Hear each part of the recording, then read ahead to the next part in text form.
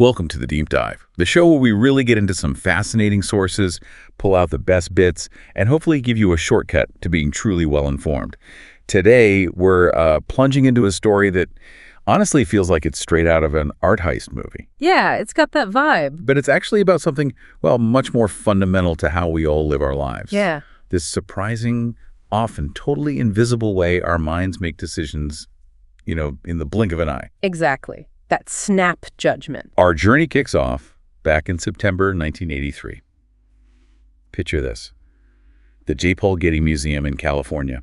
There's this kind of hushed excitement, right?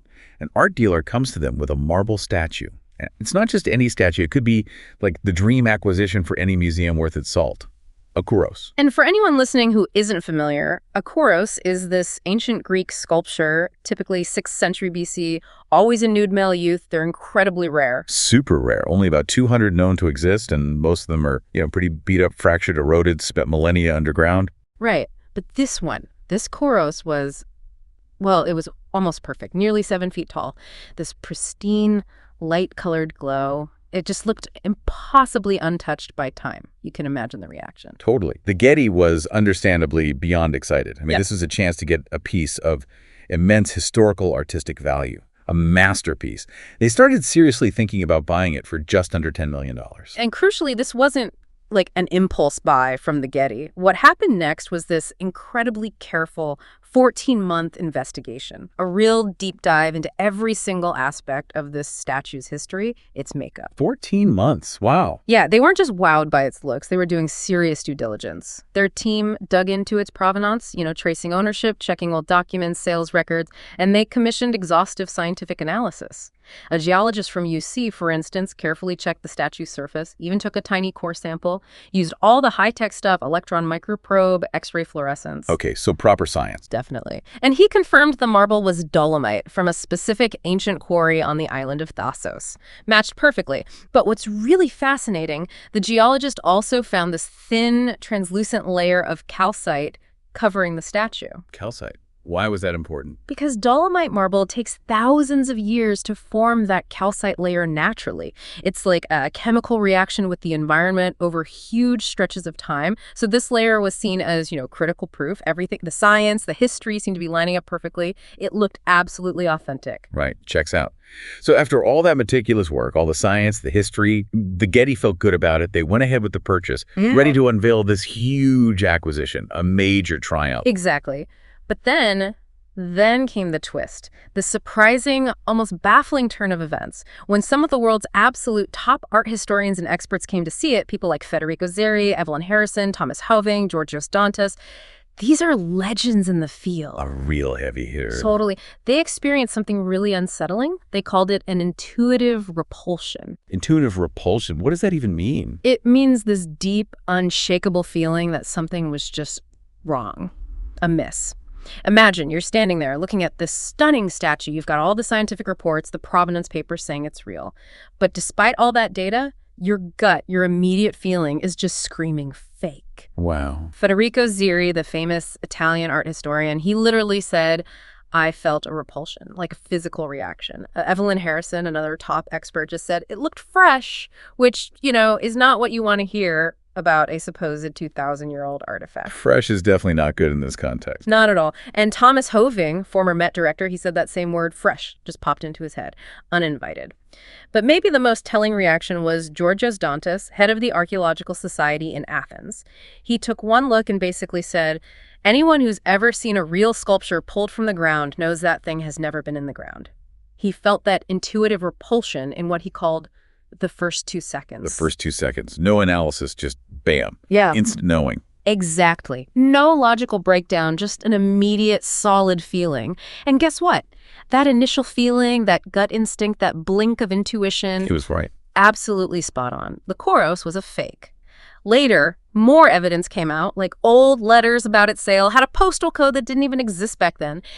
And the weirdest part, a geologist later figured out, with pretty good evidence, that the forger might have used, get this, potato mold. Potato mold, seriously. Yeah, to artificially age the dolomite, create a fake calcite layer that fooled the initial tests.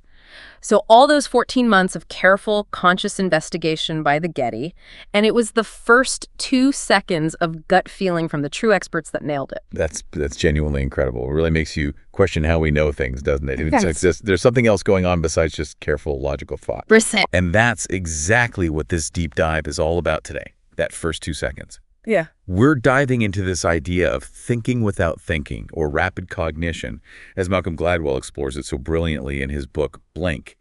It's this fascinating look at snap judgments. Yeah, it really illuminates our ability, often totally subconscious, to make quick decisions, sometimes with startling accuracy. So our mission today is to unpack what Gladwell really means by this. How does this hidden power actually work? How does it show up in our everyday lives, our relationships, our jobs? And crucially, when can you actually trust these super fast judgments? And maybe more importantly, when should you be really careful about them? Right, because it's not foolproof. Definitely not. By the end of this, you won't just have a summary of Gladwell's book. You'll hopefully get a shortcut to understanding these surprising insights about how your own mind works.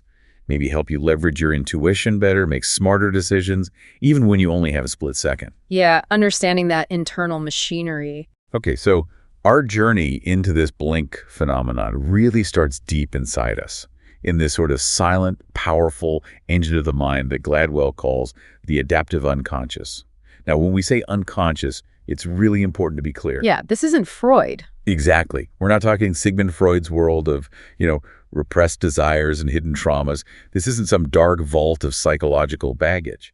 The adaptive unconscious, the way Gladwell talks about it, is way more sophisticated. It's incredibly efficient, almost like a marvel of evolutionary design. That's a really key distinction. Think of it less like a dusty attic, more like a giant internal supercomputer.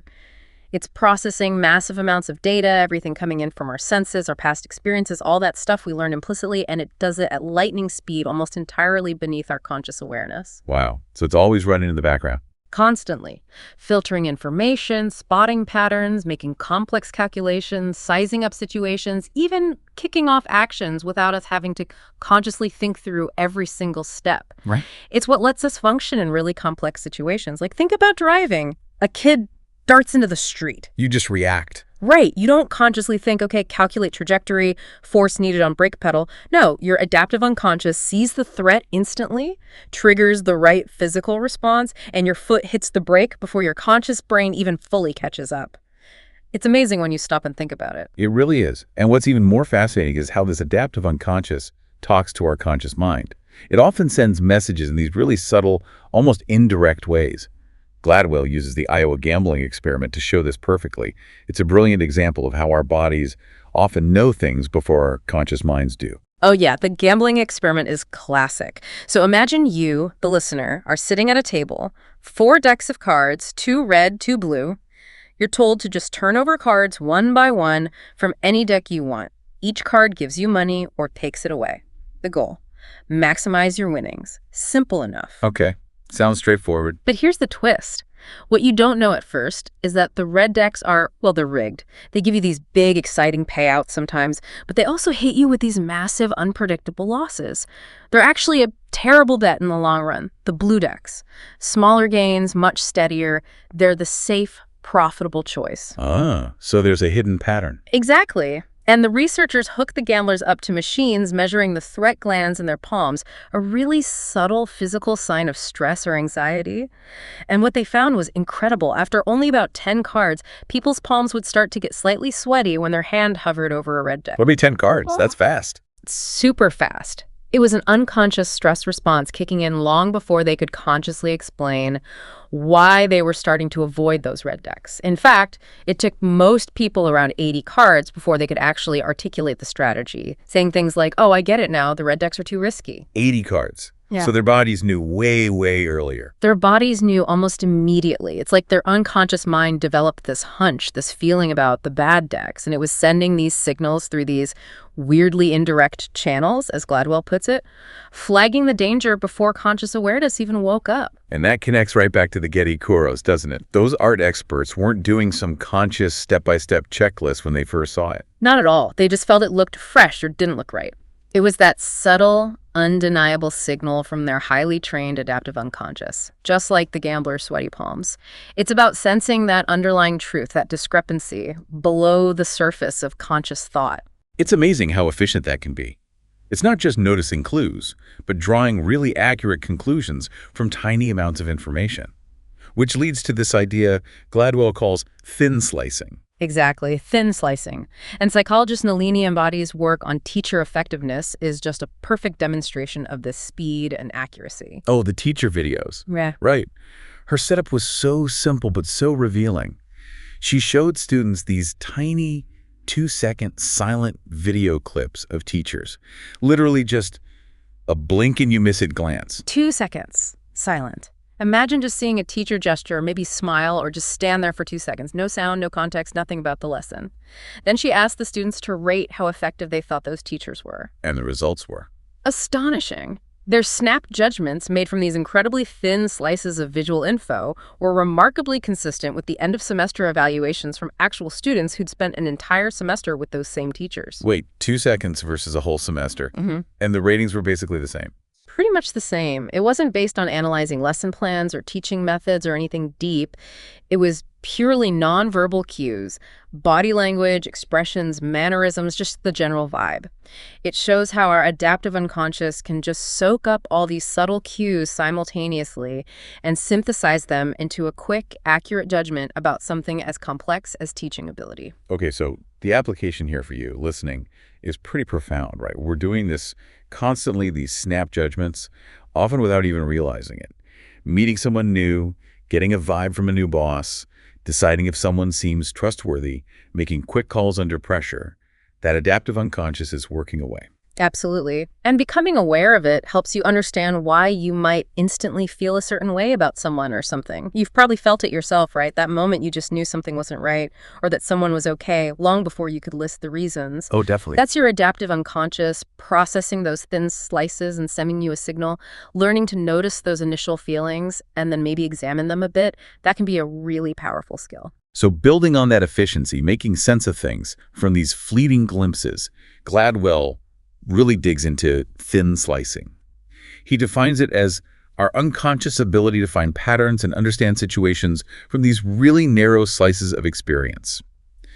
And maybe the most stunning example of this is John Gottman's Love Lab. Oh, Gottman's work is legendary. It completely changed how we understand relationships. He'd bring married couples into his lab, not for therapy, just observation. He'd hook them up to all these sensors, heart rate, skin conductance for sweat, body temperature. Wow, it really wired them up. Totally. Then he'd videotape them discussing something they disagreed on, like a point of conflict in their marriage. Yeah. And he developed this incredibly detailed coding system called SPFA, Specific Affect. His trained team would watch the tapes and score every little emotional nuance, facial expressions, micro gestures, assigning numbers to things like contempt, anger, defensiveness, stonewalling. It was like a microscopic analysis of their interaction. Okay, intense. And what did he find from all this? The results were honestly mind-blowing. Gottman could predict, with 95% accuracy, whether a couple would still be married 15 years later. 15 years? 15 years later, just from watching 1 hour of them talking in the lab. Think about that.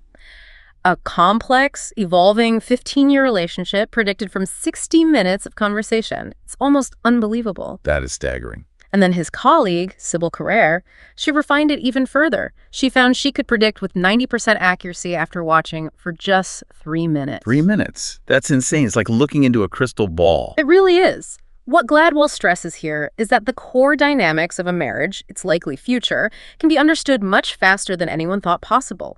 Gottman wasn't looking at their whole history. He was distilling the marital DNA, those underlying patterns of communication and emotion, from these short, intense slices of interaction. He showed these hidden patterns, even in tiny moments, are incredibly predictive. And within that marital DNA, among all those coded emotions, was there one that stood out as particularly bad news? Yes, absolutely. One emotion emerged as the single most destructive sign, the biggest predictor that a marriage was in serious trouble. Contempt. Contempt. Okay, define that. It's not just anger or criticism. No, it's way worse. Contempt isn't just disagreeing or being angry. Gottman defines it as a global condemnation of a person's character. Yeah. It implies disgust, superiority, like you're completely rejecting the other person, seeing them as beneath you. Think of things like sneering, sarcastic eye rolls, scoffing, mocking, or using labels like you're scum, you're pathetic. It's not just an insult, it's a fundamental lack of respect. Oof. Yeah, that sounds toxic. It's incredibly corrosive because it basically shuts down any chance of real communication. When someone feels that contempt, it triggers major stress responses in the person receiving it, leading them to shut down emotionally and physically. This often leads to what Gottman calls stonewalling. One person just withdraws, refuses to engage, they've checked out. So how do couples avoid that? Is there a key? Gottman found there's a magic ratio. For a marriage to survive and thrive, you need at least 5 positive interactions for every 1 negative interaction. It's about creating this buffer of goodwill, appreciation, affection, humor that outweighs those inevitable conflicts or negative moments. 5 to 1. That's a high bar, but it makes sense. Yeah. So the application for you listening is huge, right? And not just for romantic relationships. Absolutely. You can start noticing these cues in all your interactions, family, friends, colleagues. Recognizing contempt, that dismissive tone, the eye roll, the global put down either in yourself or others is a massive first step. It helps you see what might be going wrong and encourages you to actively foster more positive patterns. Aim for that magic ratio in your daily life. Think about the emotional tone you're bringing. Really powerful stuff. And this thin slicing idea, it goes way beyond just relationships, doesn't it? Like how we read people from their surroundings. Oh, yeah, absolutely. Look at the work of psychologist Samuel Gosling. He studied how accurately we can gauge personality from really mundane clues. He used the standard Big 5 personality traits: extroversion, agreeableness, conscientiousness, emotional stability, and openness. He got close friends of about 80 college students to fill out detailed personality questionnaires about them that gave him a baseline of their actual personality. Okay, so what their friends thought. Right, but then, and this is the cool part, he had total strangers just look at the students' dorm rooms for only 15 minutes. No meeting the student, no talking, just a quick scan of their living space. 15 minutes in a dorm room, what could that possibly tell you? Apparently a lot. The results were amazing. Those strangers, just based on the room clues, were remarkably accurate at assessing the students' personalities. Their ratings often matched what the close friends said. It sounds almost like psychic ability, right? Figuring out someone's conscientiousness by looking at their room. Seriously, how does that even work? What were they picking up on? It's all about the information we unconsciously leave behind and how good our adaptive unconscious is at reading it. Gosling broke it down into categories. There was behavioral residue, like dirty laundry might hint at low conscientiousness, while a super-organized desk suggests the opposite. Then identity claims, things people use to show who they are, like a diploma on the wall saying, "I'm smart," or band posters showing their tastes. Okay, makes sense. And finally, feelings regulators, stuff people use to manage their mood, like comfy pillows, scented candles, calm artwork. These might suggest someone values emotional comfort. The observers were essentially thin-slicing personality from all these environmental cues without even realizing the complex mental calculations involved. So the takeaway for you is you're doing this all the time. Walking into someone's office, visiting a friend's place, even scrolling their social media, you're forming instant impressions. Becoming aware of this can help you refine those judgments, be more perceptive, but also maybe avoid jumping to conclusions based on stereotypes. There's a lot packed into just a quick glance at someone's space. Definitely. And this thin slicing skill even pops up in really surprising high-stakes places like medicine. Think about medical malpractice lawsuits. It's a huge issue. Dr. Alice Birkin, a physician herself, noticed something really interesting. Patients often sue, not necessarily because the doctor made a clear technical mistake. Oh, so what was the reason then? But because they felt harmed by what they perceived as shoddy medical care, or maybe more accurately, just a profound lack of respect or empathy from the doctor. It wasn't just what happened, but how they felt treated during the process. Wow, so the bedside manner essentially is critical. Hugely critical. Wendy Levinson's research backed this up. She found doctors who got sued spent significantly less time with patients overall. And maybe more revealingly, they used fewer orienting comments. Simple things like, "Okay, first I'll examine you," or "We'll leave time for questions at the end."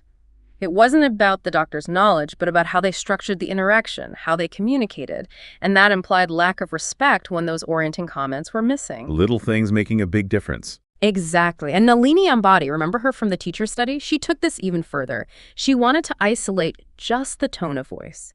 She analyzed these short 10-second clips of doctors' voices, but they were content filtered. Content filter, meaning? Saying all the actual words were removed or scrambled. You could only hear the intonation, the pitch, the rhythm, the emotional music of the voice, basically, like hearing someone talk through a wall.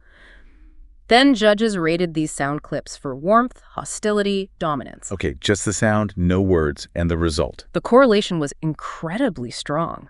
Doctors whose voices were rated as more dominant and less warm were highly predictive of having malpractice suits filed against them. Even without understanding a single word they said or knowing anything about their medical skill, it powerfully suggests that respect is conveyed in tone of voice. It's something our adaptive unconscious picks up instantly. That is a huge lesson right there. Yeah. Huge implications for you, whatever you do. It hammers home how important communication style, empathy, and especially your tone of voice are for building trust, fostering good relationships. Whether you're a doctor, a manager, a parent, just chatting with a friend, how you say something could be way more impactful than what you say. Definitely makes you think, doesn't it? How might your tone be coming across? Because that quick, unconscious read, that thin slice of your voice, it can set the whole tone for an interaction, build trust, or put up walls.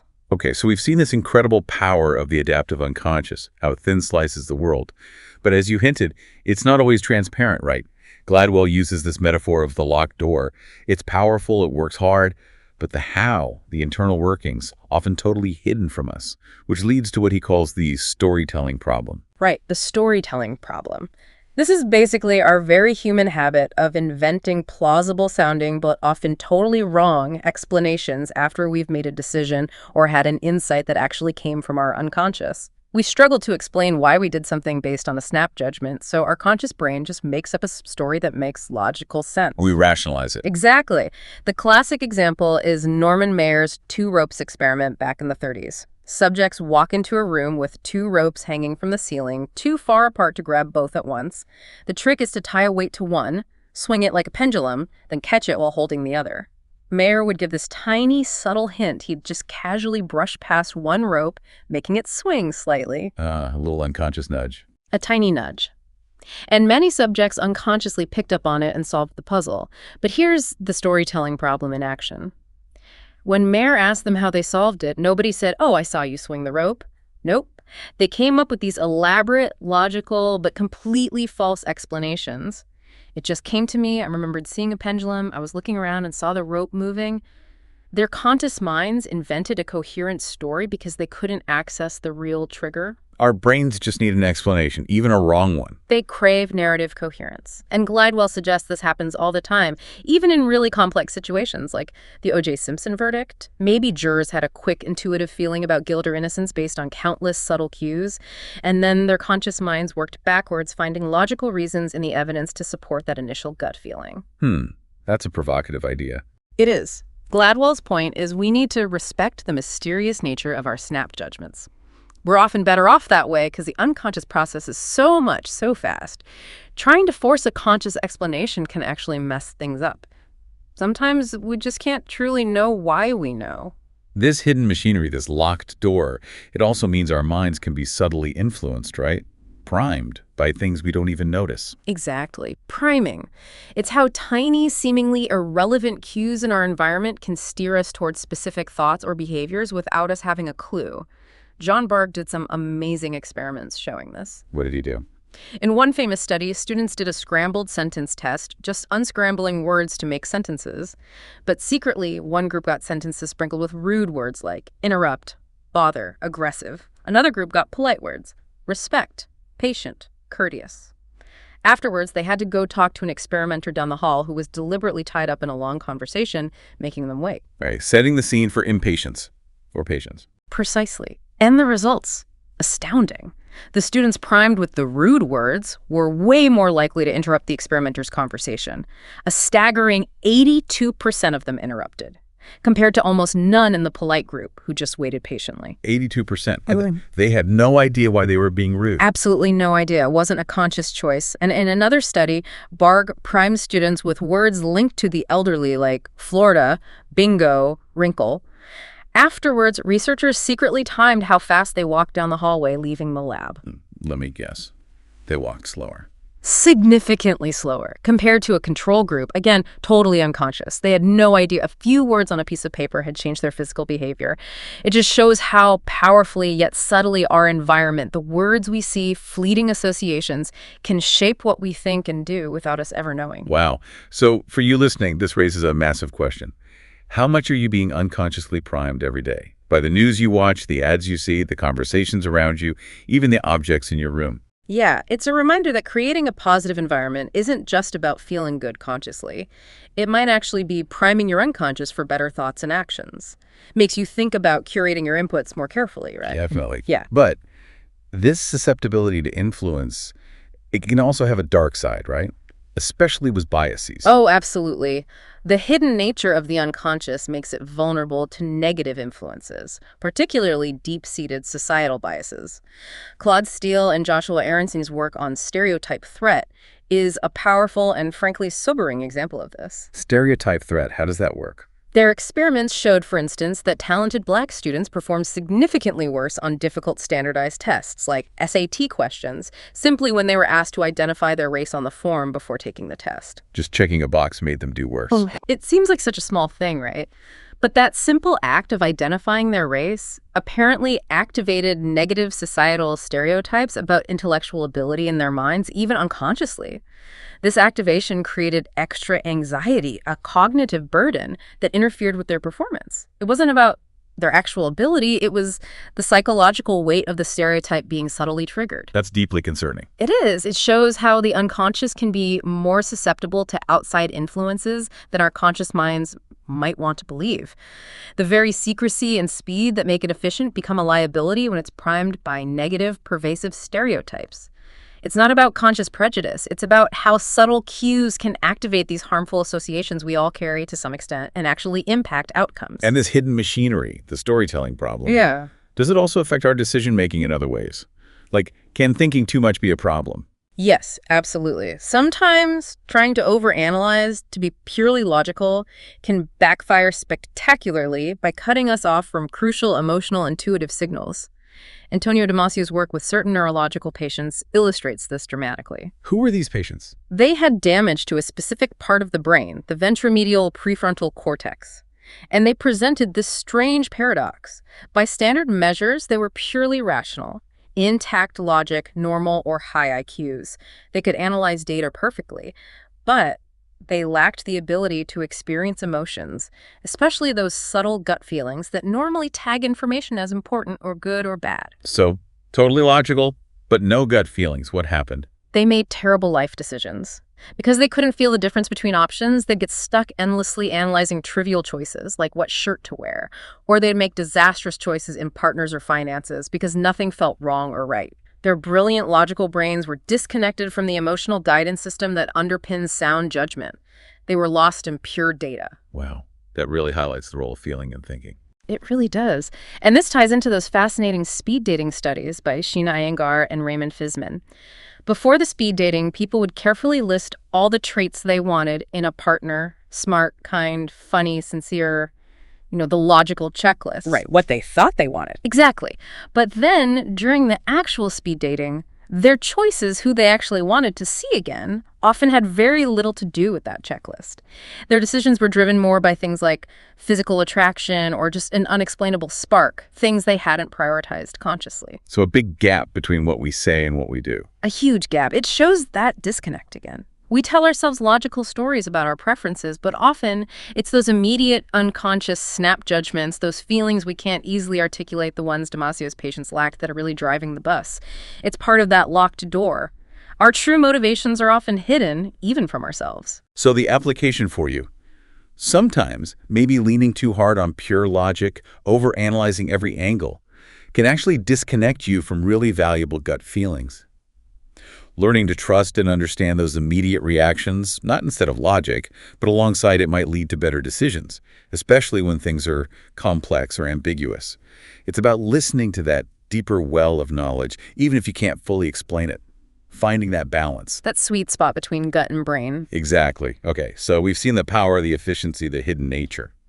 But Gladwell is also very clear about the dark side of all this.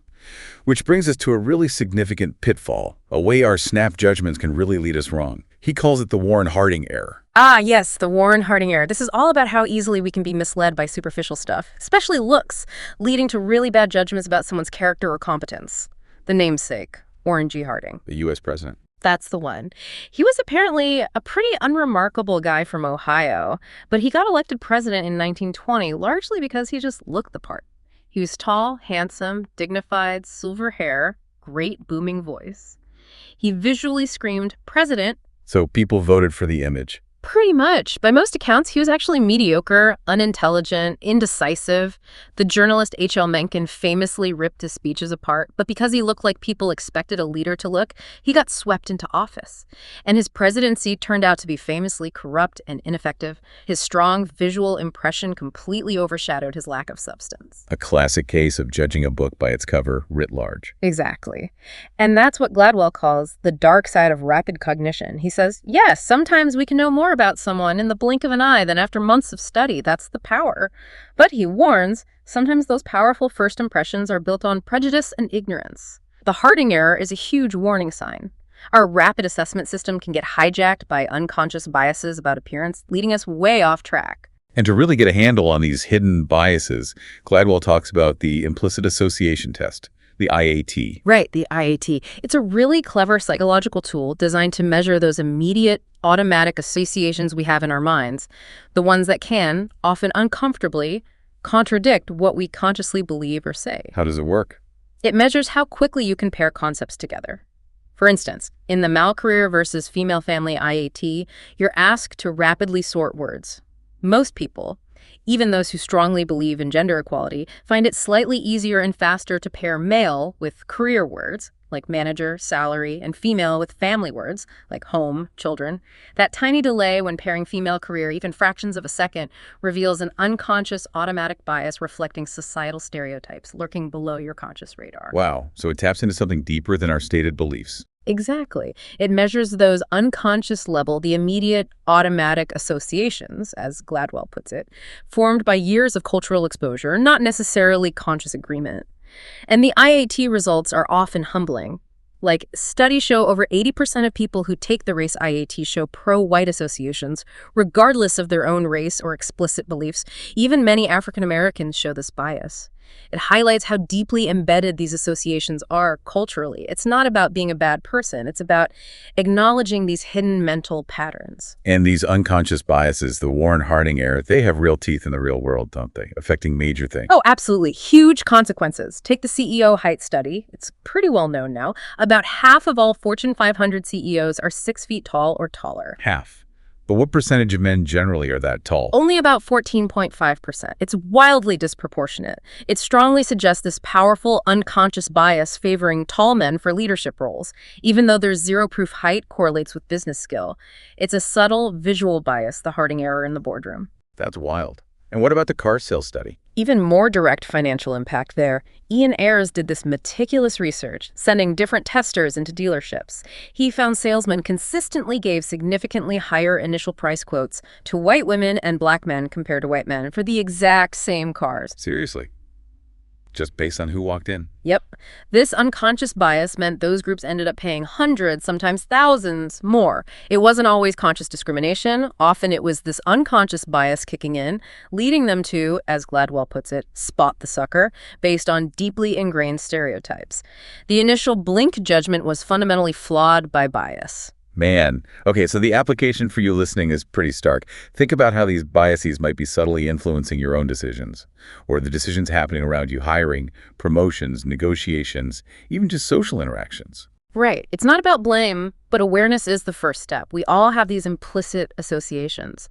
Understanding that means you can take active steps to manage and control those impressions, as Gladwell says. Ensure your snap judgments are actually insightful, not just reflections of old stereotypes. But there's hope, right?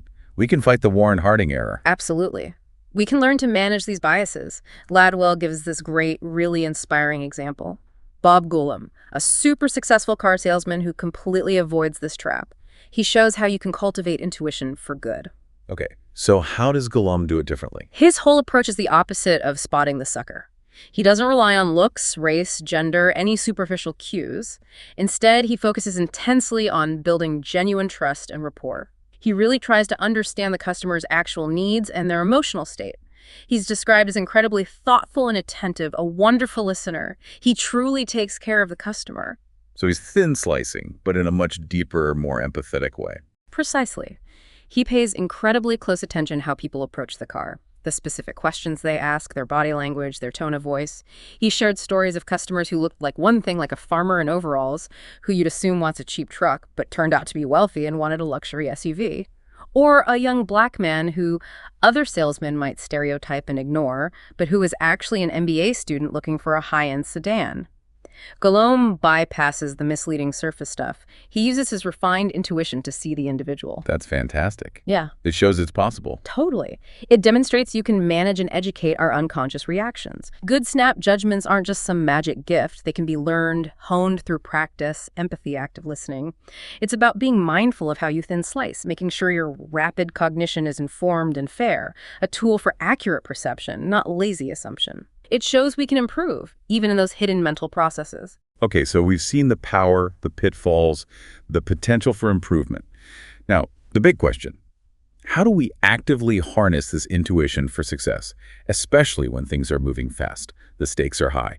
Gladwell suggests we need to create structure for spontaneity, and his prime example is incredible. Marine Corps General Paul Van Riper. Van Riper, yes, a legendary figure known for his almost uncanny combat instincts, his ability to make incredibly effective decisions super fast, right in the heat of battle. And his big moment was Millennium Challenge 2002, right? This massive war game. Colossal. It wasn't just a drill. It was this huge, multi-billion-dollar exercise designed to test the U.S. military's latest high-tech, data-driven approach to warfare. The blue team represented the U.S. They had all the satellites, drones, intelligence networks, complex computer models. Their strategy was called effects-based operations, basically, trying to predict and control everything through analysis and overwhelming information. So the ultimate analytical approach. Exactly. Van Riper, though, he was put in charge of the red team, playing the role of a rogue commander in the Persian Gulf. He had way fewer resources, older tech, basically playing the underdog against this data machine. But Van Riper, he threw the blue team's playbook out the window. What did you do instead? He went old school, relying on intuition and adaptability.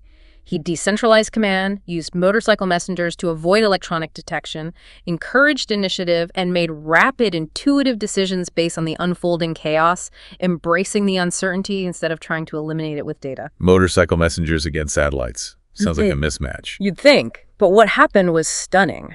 Right at the start of the game, Van Riper launched this completely unexpected, highly intuitive surprise attack. He used swarms of small, fast boats, tactics the blue team's models hadn't predicted. He didn't wait for perfect intel. He acted on his gut, his thin-sliced understanding of the situation. And the result? Utter devastation for the blue team. In the first few minutes, Van Riper's forces sank 16 U.S. ships, including an aircraft carrier. He completely paralyzed their command structure, totally shredded their analytical plans. The whole multi-billion-dollar war game basically ground to a halt. Wow.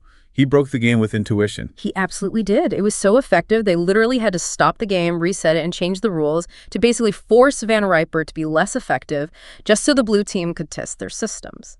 He won the initial war by trusting his highly experienced gut over the overwhelming data and analysis of his opponent. It's a powerful case study in the limits of pure analysis in dynamic situations. So it highlights this need for balance. Exactly. Experts in many high-pressure fields, ER nurses, firefighters entering a building, elite athletes, top financial traders, they often rely heavily on this honed intuition, not just step-by-step logic.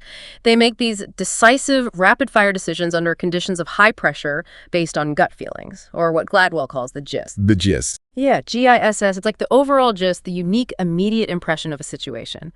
It's often formed intuitively from recognizing complex patterns learned through years of experience, patterns too subtle or numerous to consciously analyze in the moment. And this is where big organizations, like the military in that war game, can sometimes struggle, right? They want everything explained logically. Precisely. They want detailed justifications for actions that often spring from that spontaneous intuition. It loops back to the storytelling problem. Gladwell suggests that while analysis is vital, over-reliance on it or demanding logical explanations for everything can be a real mistake, especially when speed and adaptability are key. True mastery often lies in knowing when to trust that power of the glance, that gist. So the application for you. Think about areas in your life where maybe analysis paralysis is holding you back. Are you getting bogged down in data when a quicker informed judgment might be needed? Building deep experience in something, your job, a hobby, even parenting sharpens your thin slicing ability. It trains your adaptive unconscious to make better, faster calls when time is critical. Now, that's about learning when to trust that snap judgment, recognizing it's often the product of deep learning, processed instantly. It's about knowing when to let that adaptive unconscious shine, when to really trust your snap judgment, because sometimes in that crucial moment, that blink might be the sharpest tool you have. Okay, so let's try and wrap this up. We've taken quite the journey into this hidden world of thinking without thinking. We started with that amazing story of the Getty chorus. Yeah, where the expert's gut feeling in just 2 seconds beat months of science showed the power right off the bat. Then we dug into the engine behind it, the adaptive unconscious. Not Freud, but this super efficient processor, sending subtle signals, like in the Iowa gambling experiment or Am-Body's teacher videos. And then thin slicing, how we get big truths from tiny slices. Gottman predicting marriage from minutes, nailing contempt as the killer, that 5-to-1 ratio. Gosling reading personalities from dorm rooms, showing how much our environment says about us. And doctors' tones predicting lawsuits more than their words, highlighting that crucial role of respect in communication. Then we peeked behind that locked door, tackled the storytelling problem, how we make up reasons for our gut feelings.